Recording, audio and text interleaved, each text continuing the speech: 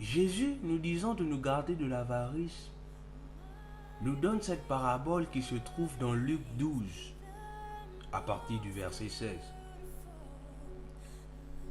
Mais avant de commencer la parabole, Jésus était en train de marcher et un homme l'interpella, lui demandant de pouvoir demander à son frère de lui léguer sa part d'héritage que son frère a malicieusement gardé sans vouloir partager l'héritage.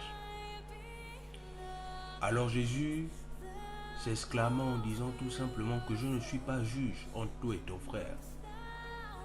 Je ne peux demander à ton frère de te donner ta part d'héritage.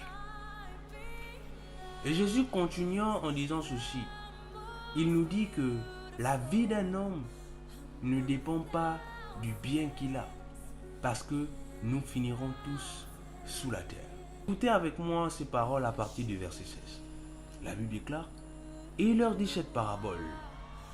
Les terres d'un homme riche avaient beaucoup rapporté, et il raisonnait en lui-même, disant, que ferai-je, car je n'ai pas de place pour serrer ma récolte. Voici, dit-il, ce que je ferai. J'abattrai mes greniers, j'en bâtirai de plus grands, j'y amasserai toute ma récolte et tous mes biens.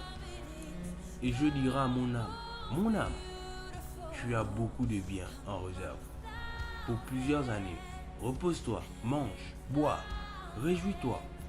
Mais Dieu lui dit, insensé, cette nuit même, ton âme te sera redemandée. Et ce que tu as préparé, pour qui cela sera-t-il? Il en est ainsi de celui qui amasse des trésors pour lui-même et qui n'est pas riche pour Dieu.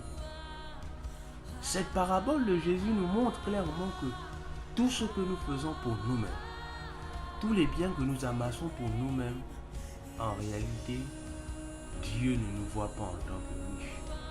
La mentalité de l'avare dans cette parabole est de se reposer, de manger, de boire et de se réjouir.